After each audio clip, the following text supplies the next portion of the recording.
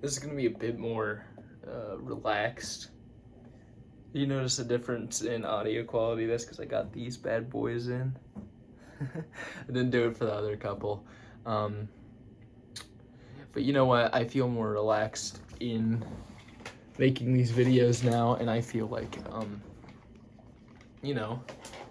I'm able to talk freely about what I want. So, I didn't make too much of a script. I did do a rewatch before this, but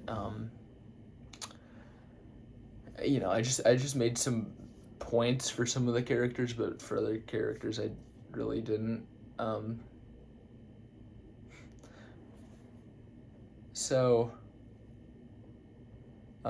this is ranking total drama Revenge of the Island cast, and before we start, I want to talk about like how I feel about the cast overall. So this cast overall is like really mediocre. There's nothing good about it except for one character. There's nothing bad about it except for one character. This cast is really even across the board. They didn't really take too many chances with this, and I think that the reason why they would go with that is because it was the first time that they were doing a new cast from the original. First time. It was a lot of firsts for this series that they put in Revenge of the Island. I think first time revisiting setting as well. And so they wanted to play just like what they knew the fan base would enjoy at least a bit. So there's not really outliers as there would be with like a Total Drama Island ranking, because Total Drama Island rankings are really hard. They're first cast rankings in general, because there's so much diversity within the cast that it's really hard to like it depends on what criteria you're ranking them on at that point. I'm ranking them on likability, but I did section them off in like how much screen time they got or how many episodes they were in. So we're starting with Stacy. I said Stacy I think for the first couple here I got notes for, but Stacy is generally known to be one of the worst characters in Total Drama. She doesn't have much screen time and is easily the most annoying character. There's no upside to Stacy's character. It's not more than that. She was on the season for an entire episode, and she's man. At that point, I'd honestly just skip the first episode. I don't really have much to say. It's Stacy. I'm not gonna deeply analyze the character of Stacy in Total Drama. Dawn. This is going to be controversial ranking, a lot more than a paragraph is needed to unpack this. Dawn is a really well-liked character, and I felt this spot was a good spot for her for two reasons. Dawn is used more as a tool for the writers than actually being a character. She's used for stuff like foreshadowing and giving us deeper understandings of separate characters, but we don't really get a deep understanding of what is about her. One of these decisions that you could say that is like a part of her character is stopping Scott from scheming. But if you knew Scott was scheming, like she knew and everybody else didn't somehow, even though it was really obvious, if you were a good person, then I think you'd feel like you needed to stop it. So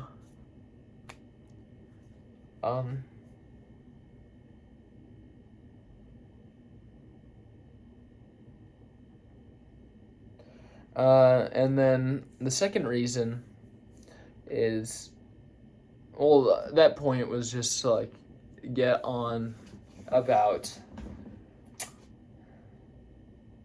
She doesn't really have much of a character outside from just being a good person and being able to read the future. Second reason why is because I like the next character the same, but I had to drop her lower purely because she has too many fans for such an early boot. I guess she just got the short end of the stick. I don't really like her less than the next character, which is B, by the way. I was once a B enjoyer because I wanted an early boot character I really liked. And I guess it just kind of landed on him, right? He's a good character and fits his purpose really well. Lots of fans of the show think he has a lot of potential. I don't really see it that way. If he was given like an additional season or something, what would they do with him? What they already did with B and Don, like have him completely like win every single challenge. But I do like his character, right? Because his gimmick is really interesting at the time, right? And then we got Beardo earlier. I'll probably talk about Beardo once we do a Total Drama Packet 2 Island ranking. I already have the order sorted out. The elimination order this season that is good because if it dragged on people like B that I like wouldn't be good because it just get too stale, man. How many episodes can you do of this one guy who doesn't talk? All right, next we got Dakota. I didn't write notes for this, so this is going to be off the cuff. Dakota, at the beginning, her beginning stint, she has two different parts where she was in. She was only in for 2 episodes. The whole vanity thing is stuff that other characters like Justin have been a part of. But I think it's different because I think they really liven her up in 2 episodes that I don't think they've really done before with characters like Eva. And it feels like genuine interest that has grown for this character over the 2 episodes that we get with her at the beginning. And I really, really like Dakota for that. Dakota comes back near the merger. I think it's like the episode before, maybe like a couple episodes before the merger. And she turns into a monster and is really OP, and I don't know. I guess it's bad that she got mutated. I don't know, man. It would have been really cool to see Dakota instead of Sam in All Stars, though. I think that'd be really cool. Actually, no. No, it's not, because Dakota Zoid can't barely, speak. She changes her whole speech pattern. Alright, Brick. To be honest, I never saw it with Brick personally. He is really a filler character. That is not what you need for a 13-episode season. Brick as a character is more about everything else that is going on around him. He doesn't really move the plot forward, and it only is there to give Joe something to do. And, the comedy with him, it grows stale. I think Slapstick and Total Drama is fine with Scott or Sam or Harold, where they have this way about them. The Slapstick shows more about their personality because of the way in which they react. Scott has some humorous responses, so does Harold, same with Sam. But Brick, he's just kind of there, man.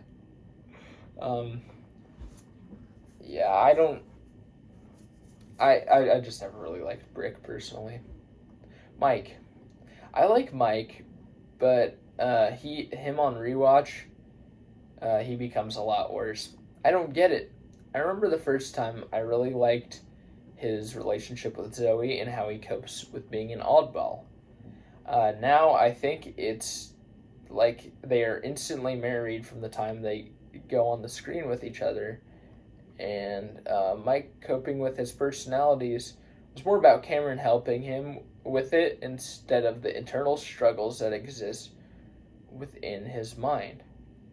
I think some of the things others say about his depiction of mental health disorders is true. Um, he is likable in the way that he is so awkward. I think that's the way I come off sometimes, but that's about it. I don't have much to say about that. You know, not much to talk about the whole mental health disorders thing. I don't think I'm a part of that conversation, but like I think their arguments that they make are like they hold some merit. Mike's really bland. Um, I think calling this cast of characters bland is weird, but I think it's also deserved. Because when I mean bland, I don't mean about their quirks. Definitely not. When talking about quirks, they're completely different from season one. Um, and I think that's a bad thing. Because it's not, their quirks are not worked into their personalities. Their quirks are more just stuff that has happened to them, but doesn't change them whatsoever. With what you would think if somebody had a mental health disorder, they they would change um, more about what they're like, especially I think if once Dawn gets her psychic abilities, don't you think everything with her would be more schizophrenic? Um, that's all I have to say. Sam. All right, this next group of characters is gonna be off the cuff until we get to the last character, which I really like. Sam. I think he's good. I think he's good. No, I like the stupid little Donkey Kong reference they threw in there for him. I really do. His relationship with Dakota is really nice. I like the way that he is a hero, and like the way his heroically saves his team. His elimination was kind of expected though, because he was on Scott's team, and the first, I think it was like everybody except Scott and Lightning were eliminated from that team really quickly. That weren't like eventually moved away from that team, and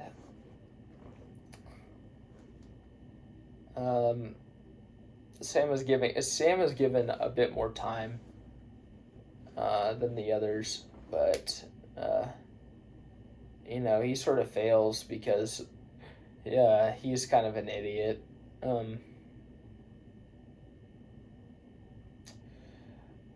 But I think what they do with him while he's there is good.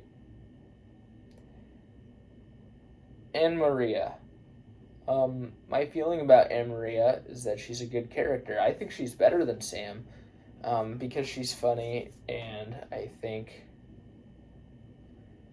the fact that she's like a parody of some sort makes her personality a lot less bland than some of the other characters in this season.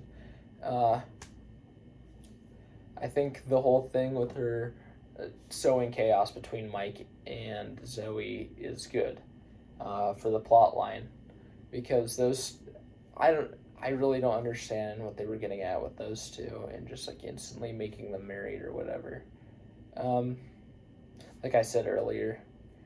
So Anne Maria, good. She didn't have much scenes, but she really serves her purpose. She meshes well with the rest of her team, and when she needs to go, she goes. Um, of course, the self eliminations are always kind of stupid, but I don't really think she deserves more. You know, I think that's really fitting for her. Joe, um, I think Joe's good. I think Joe's really good. I like the way that, yeah, these opinions are really conflicting though. Um, I think she's better than Anne Maria. Yeah, she's better than Anne Maria. Um, Purely because, again, the whole meshing with the cast. I think that team works well together. Uh, the whole she has some offhand comments about just herself that just sort of accumulate over the course of the season, and you really understand her conflict with herself. It makes it easier to understand her conflict with her self identity and why she has to go so hard to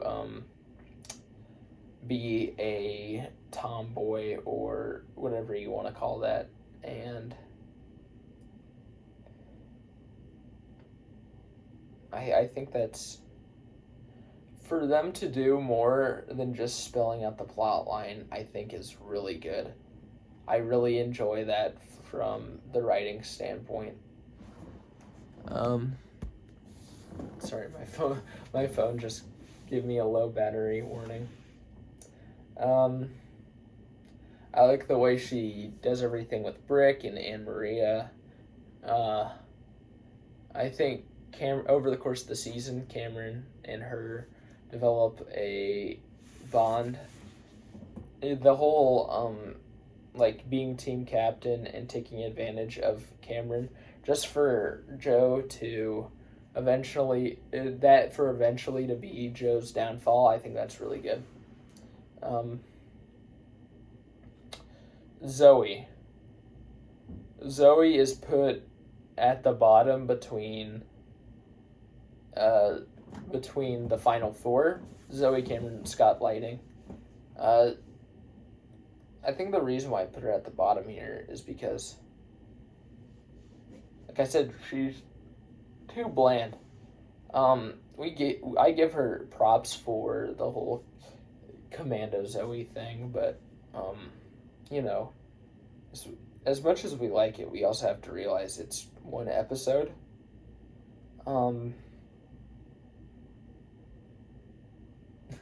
I feel like I could have written her character arc myself, and these guys get paid money to write this stuff, but she doesn't really change over the course of the season.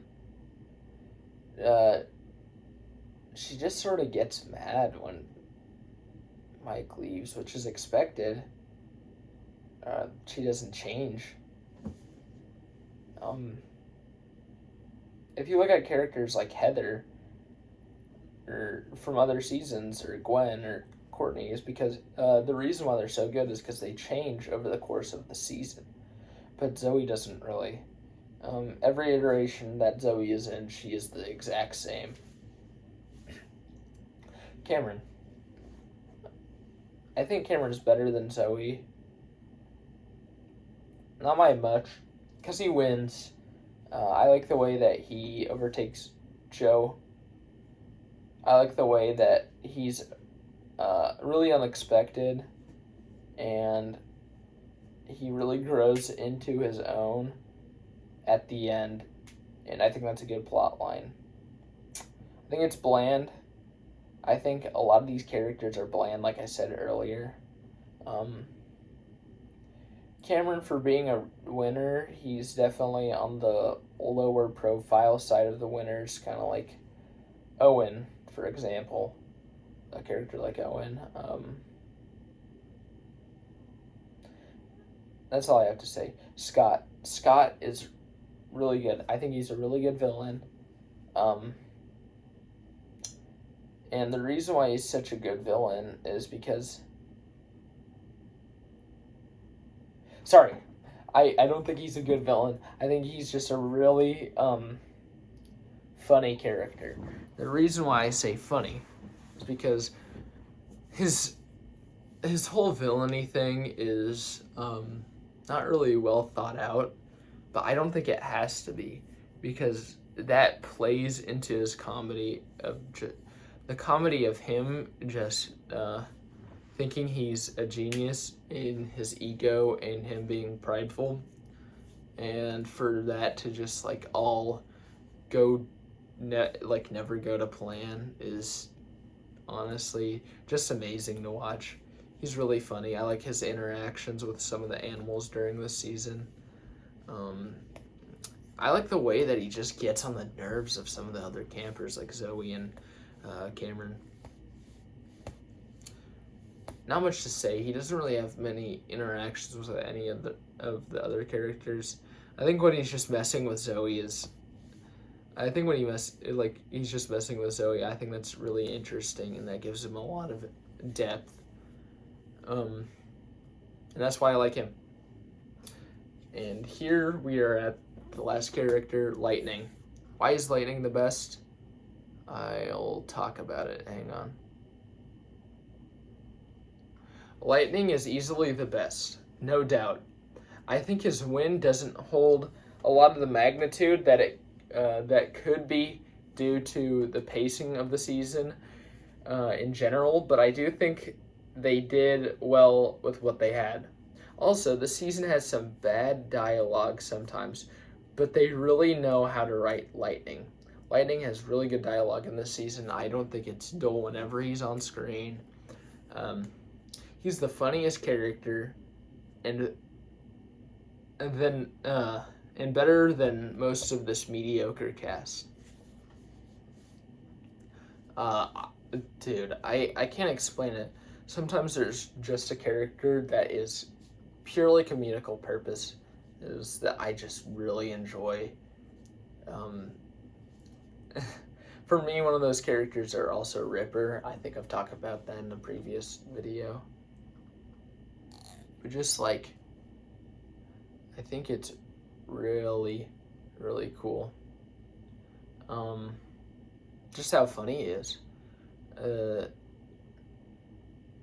I like the way that he like ad-libs some lines, like shamami, or like he just puts sh in front of things. I think that just sounds like a teenage boy, honestly. Just like how stupidly funny we teenage boys are sometimes. I think that's a bit of like self-reflection put in there, but yeah, that summarizes my opinion on most of the cast this season. I don't really feel like I should go much more into Lightning there, but yeah, I really appreciate you guys staying here. This is a bit of a shorter episode this time. I've been really busy. I felt like I should have focused on this more during the course of the month, but I haven't. But I'm here now, so the thumbnail's not going to be really... You probably already see the thumbnail, but it's probably not going to be super fancy or nothing. I just want to get this out. I feel like missing an upload for you guys. I know nobody really watches these videos, but I think just being able to get this out would be good. So yeah. What do I have coming up? I said Total Drama 2023. I haven't heard anything about that. I've really tried to, but I haven't seen anything about that. Man.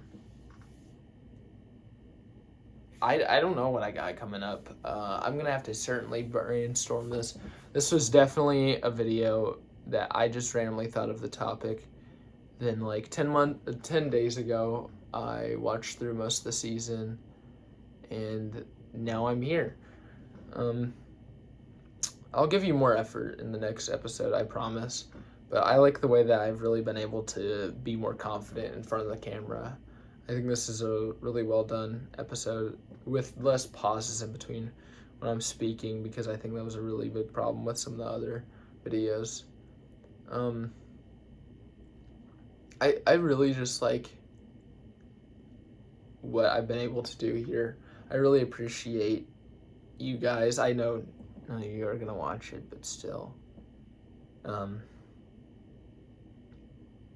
Yep, have a great day.